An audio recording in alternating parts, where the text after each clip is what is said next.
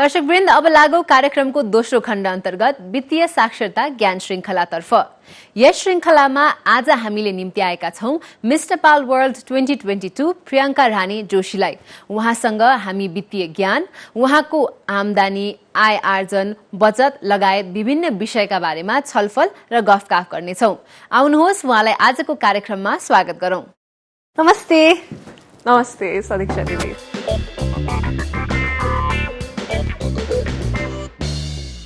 Welcome, Priyanka. Thank you so much, Sadiksha. I am so glad to be talking to you. धेरै धेरै धन्यवाद हाम्रो आज banking शिक्षा शोको निमन्त्रणा स्वीकार गरेर आउनु भएको छ। कति हाम्रो दर्शकवृन्दले त तपाईलाई अब हेर्न पनि खोजिराख्नु भएको थियो, हेरि पनि राख्नु भएको छ, फलो पनि गरिराख्नु भएको छ। तर आज चाहिँ सायद तपाईले अरु इन्टरभ्युमा गर्नु नभएको कुराहरु गर्नुहुन्छ होला हैन। We're talking about financial literacy, we're talking about वित्तीय साक्षरता. So, welcome to the show and thank you once again. Of course, thank you for having me once again. I'm very excited, exhilarated to be here. You are now a youth icon, a youth idol. There are so many youngsters who look up to you. So definitely पनि तपाईको बचत गर्ने habit के रहेछ, तपाईले कसरी खर्च गर्नु हुँदो रहेछ, तपाईको कमाई कसरी म्यानेज गर्नुहुन्छ भनेर जान्न हाम्रो दर्शकवृन्दहरु निकै नै इच्छुक पनि हुनुहुन्छ। तर ठ्याक्क टपिक भित्र डाइभ गर्नुभन्दा अगाडि नै यसो अलिकति अहिले अब मिस नेपाल जितिसकेपछिको माहौल कस्तो भइराछ, मिस वर्ल्डको तयारी कस्तो भइराछ त्यो पनि भनिदिनुस् त हामीलाई। So as soon as we won, you were there on the stage with us. So we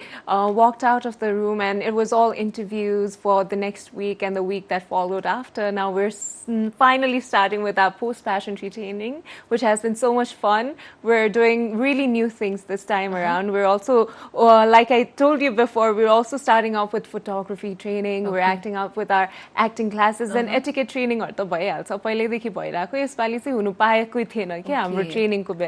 So we're also into etiquette training. So अहिले बुझ्दै आउँदाखेरि चाहिँ मिस नेपाल भने को हो भन्दाखेरि पहिला सोच्दाखेरि we always think about people who can talk, who can represent their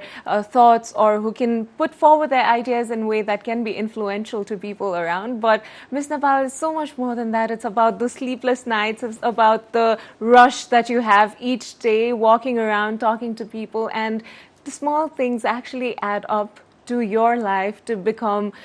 greater things, and that actually is bringing a big impact in my life as well. Definitely. I think Mr. Pal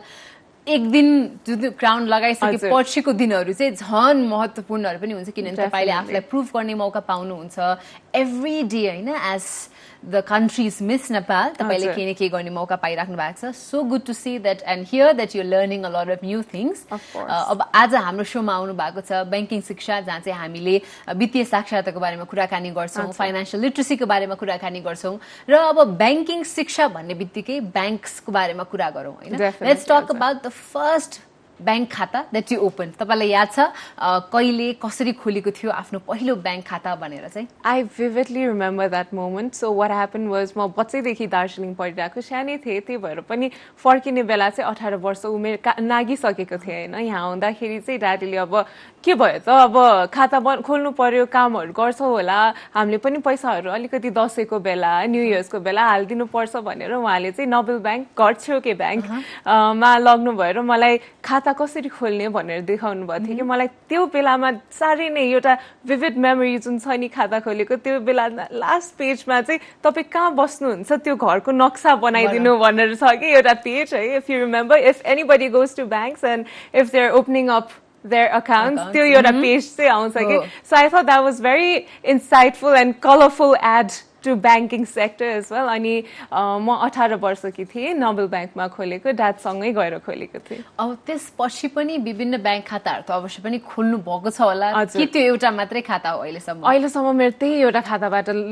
चलिरहेछ मेरो. बाफरे. Okay, so एउटा बैंकमा एउटा मात्रै खाता छ तपाईको? I don't think that is a very feasible way to work around, but Nabil Bank has been so assistive. जहाँ जाँदा पनि जसरी काम गर्दा पनि सजिलो. So I have been sticking on to Nabil Bank. So अब त्यति बेला 18 वर्षको भर्खर हुने बेलामा आफ्नो बाबाले खोल्दिनु भएको खाता र अब अहिले त आफै पनि काम गर्नुहुन्छ, पैसा कमाउनुहुन्छ, त्यो ट्रान्ज्याक्सनहरु भइराख्छ हैन. कहिले जस्तो बैंकसँगको इन्टरेक्सन्स के कति याद छ? जस्तो आफै गएर मेबी के डिपोजिट गर्नुपर्ने, विथड्र गर्नुपर्ने, ट्राभल गर्ने बेलामा मेबी डलर्स एक्सचेन्ज गर्नु भएको कस्तो चाहिँ मेमोरिजहरु छ बैंकसँग तपाईको? It's been really practical and educative relationship for me with banks किनकि घरको एउटा बिजनेस चाहिँ चलाइरहेको थिएँ अनि I was involved in the business as well before I head on to Miss Nepal हैन त्यही भएर अब हजुरले भन्नुभयो जस्तो चेक आउँदा डिपोजिट गरिदिने कहिले क्याश आउट गर्नु पर्दाखेरि चाहिँ म जान्थेँ मैले नै मेरै भागको काम थियो कि त्यो that was something that I did त्यहाँ जाँदाखेरि they were all very assistive उहाँहरूलाई सल्लाह भन्ने चाहिँ के दिन चाहन्छु भने हामी युवाहरूलाई चाहिँ अगाडि बढेर त्यहाँ ब्याङ्कमा के छ भने पढेर अगाडि बढ्नु सजिलो हुन्छ भने अलिकति एजेड मान्छेहरू पनि आउनुहुन्छ अनि उहाँहरूको लागि चाहिँ अलिकति अब आइटीको हिसाबले पनि हामी अगाडि बढ्दैछ so make small videos that really helps यो सानो कुरामा पनि कि कुन फर्मले कसरी कुन खातामा चाहिँ पैसा डिपोजिट गर्न सकिन्छ या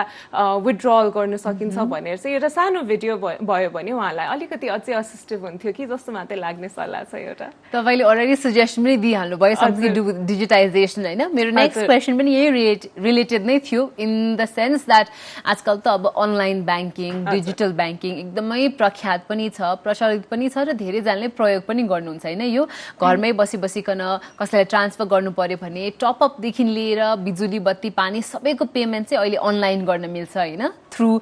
different modes of payment so तपाईले चाहिँ कतिको अनलाइन च्यानल्सहरु ब्याङ्किङ गर्छ क्यूआर स्क्यान गरेर पैसा तिर्ने काम कतिको गरिराख्नु भएको छ Sadiksha the QR scans and mobile recharge यो दुईटा भागले चाहिँ मेरो लाइफलाई यति सजिलो बनाइदिएछ I can not emphasis more जहिले पनि अब रिचार्ज हाल्नु पर्यो है भागिहाल्नु पर्ने कि अनि पसल जानुपर्ने सिक्का दिन नदिदी भनेर कोटिराख्नु पर्ने which is not very good environmental wise पनि होइन since we are moving forward with times as the climate change has become such a global issue I think digitalization is the way to go ahead म जस्तै अरु कति जना हुनुहुन्छ होला घरबाटै बसेर आफ्नो मन पर्ने कोही शो छ भने भोटहरु हाल्नु सजिलो भएको पहिला एसएमएस गर्नु पर्थ्यो अहिले ई ब्याङ्किङ या अनलाइन खाताहरु भएको कारणले सारै सजिलो छ नि त सट्टै भोट गरिदिनु so I think the world has come to a level inside our palms and that is such an assistive mode of working and functioning अहिले चाहिँ राइट अब यो हामी हरूसँग जहाँ चाहिँ इन्टरनेट पनि छ बत्ती बिजुली पनि छ सँगसँगै स्मार्टफोन्सहरू पनि छ उहाँको लागि त एकदमै सहज पनि भएको छैन तर तपाईले त अलिअलि ट्राभल पनि गर्नु भएको छ त्यो ट्राभलमा चाहिँ तपाईले कस्तो देख्नु भएको छ सिचुएसनले चाहिँ अलिकति रुरल नेपालमा पनि राम्रै छ त्यस्तो नराम्रो पनि छैन देयर आर मेनी ब्याङ्क्स हैन स्पेशली जो चाहिँ जानुहुन्छ आफ्नो ब्याङ्कको भनौँ न ग्राहकहरूलाई चाहिँ सिकाउनुहुन्छ त्यो पनि गरिराख्नु भएको छ त्यसो सरस्वती जस्तो ब्याङ्कलाई पर्टिकुलर सुझाव दिनुभएको थियो नि त्यस्तै गरिकन तपाईँले यदि पोलिसी मेकर्सलाई भन्नु पर्यो भने चाहिँ यो डिजिटल ब्याङ्किङ अहिले चाहिँ यो फाइनेन्सियल लिट्रेसी चाहिँ अलिकति वाइड स्प्रेड गर्नु पर्यो भने चाहिँ कसरी गर्दाखेरि राम्रो हुन्छ जस्तो लाग्छ यसको लागि चाहिँ पोलिसी मेकरहरूलाई के भन्न चाहन्छु भने बाटो बनाइदिनु पर्यो बाटो जुड्दै गयो भने शिक्षा सुरक्षा र ब्याङ्किङ यो सबै डिजिटलाइजेसनको एउटा जुन कन्सेप्ट पनि छ जुड्दै जान्छ कि बाटो सँगसँगै हामी जति अगाडि कदम बढाउँछौँ उति नै संसार हाम्रो हातभित्र आउँदै जान्छ कि त्यही भएर बाटो बनाइदिनु भयो भने ब्याङ्कहरू नपुगेका ठाउँहरू मैले देखेकी छुइनँ धेरै ठाउँमा बाटो राम्रो भएको ठाउँ छ भने मान्छेहरूको बस्ती बाक्लो भएछ भने ब्याङ्क भएकै हुन्छ ब्याङ्क भएन भने सहकारीहरू हुन्छ त्यही भएर त्यसरी उहाँहरूले त्यो कन्सेप्ट चाहिँ बुझिसक्नु भएको छ होइन पोलिसी मेकिङ लेभलमा सल्लाह सुझाव दिनु छ भने बाटो बनाइदिनु भयो भने त्यही सहकारी यहाँ आएर अलिकति राम्रो पोलिसी मेकिङ हाम्रो एस्टाब्लिश ब्याङ्कहरूसँग कुरा गर्नु सक्नुभयो भने उहाँहरूले त्यो सोच पनि अपनाउन सक्नुहुन्छ डिजिटलाइजेसन भनेको चाहिँ पढेरै लागेरै गर्नुपर्ने कुरा होइन कि it is a very noble concept that can fit and sit with any individual because TikTok त चलाइरहेको हुन्छ फेसबुकहरु त चलाइरहेको हुन्छ बसेर सिकाइरहनु पर्ने कुरा पनि हुँदैन कि त्यही भएर हामीले चाहिँ के गर्दाखेरि अगाडि बढ्न सकिन्छ भने बाटो बनाइदिनु पर्यो सो कनेक्टिभिटी चाहिँ हुनु पर्यो हैन मान्छेलाई त्यहाँसम्म पुग्नको लागि त्यो ठाउँसम्म जानका लागि बाटो राम्रो भयो भने चाहिँ उहाँको फिडब्याक पनि आउनु पर्यो त्यसै गरी हाम्रो एजुकेसन या इन्फर्मेसन पनि फ्लो आउट हुनु पर्यो नि त त्यही भएर त्यो बाटोमा अलिकति हामीले काम गर्न सक्यो भने चाहिँ अझ सजिलो हुन्छ जस्तो लाग्छ ती It's said that Priyanka, penny saved is a penny earned भनेर भन्ने गरिन्छ हैन सो तपाईको लाइफमा चाहिँ तपाईले सेभिङ ह्याबिट कतिको अब इन्कल्केट गर्नु भएको छ किनभने यसो you know when people look from the outer world ओहो यो मिस्टर पालहरु हुने भनेको चाहिँ खर्चै मात्रै बढी हो कसरी आफ्नो धानीरा हुन्छ एकचोटी भन्दा दुईचोटी लुगा लाउँदैन होला एकदम हाई फाई भएर हिँड्नु पर्छ हैन भनेर भन्ने गरिन्छ तपाईको यस्तो फाइनान्शियल्स हेर्दाखेरि चाहिँ how do you manage your income your expenses how are you balancing things तपाई सेभ गर्नुहुन्छ हुँदैन के कुराको लागि सेभ गरिराख्नु भएको छ you know how is your monthly or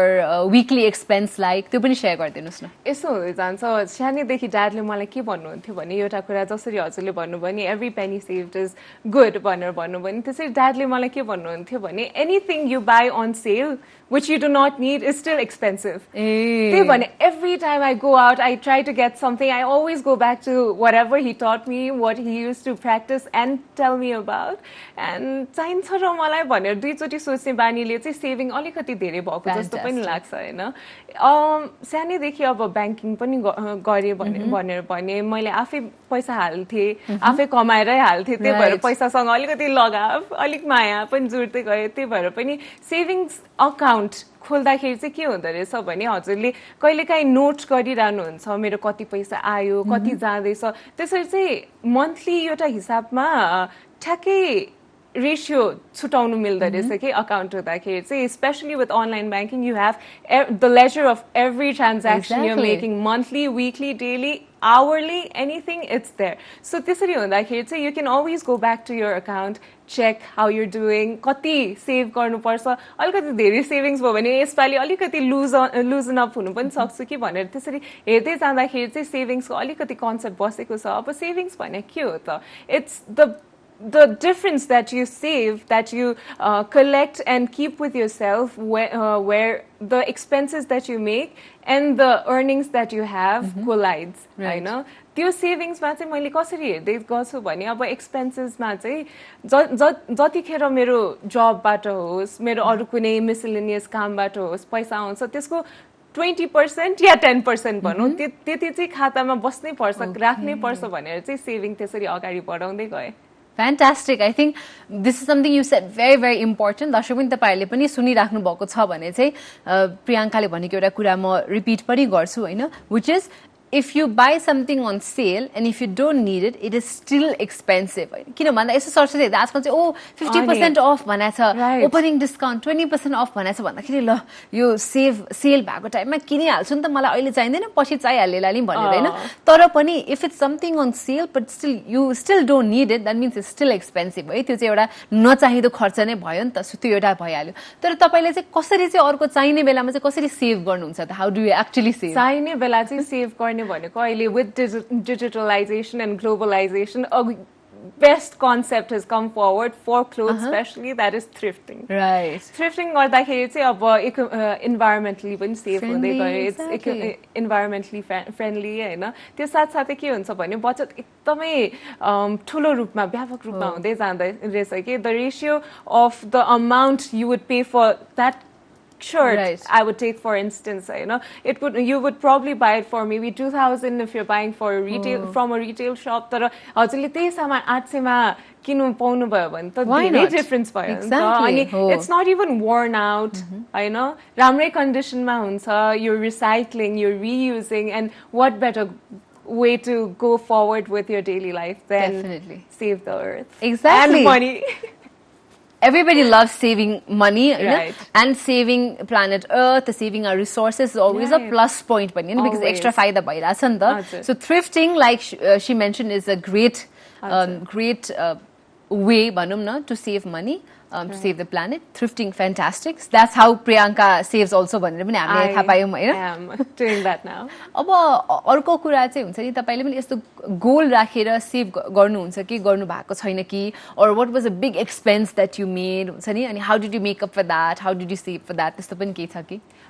goal राखेर सेभ गर्ने भनेको चाहिँ मन्थली नै हुन्छ सदिक्षा दी because every time an income comes in you can either go all the way out or save a little तर त्यसको लागि चाहिँ माइन्डफुलै हुनु पर्दो रहेछ कि पैसा भएपछि क्याश हुँदाखेरि त झन् ओहो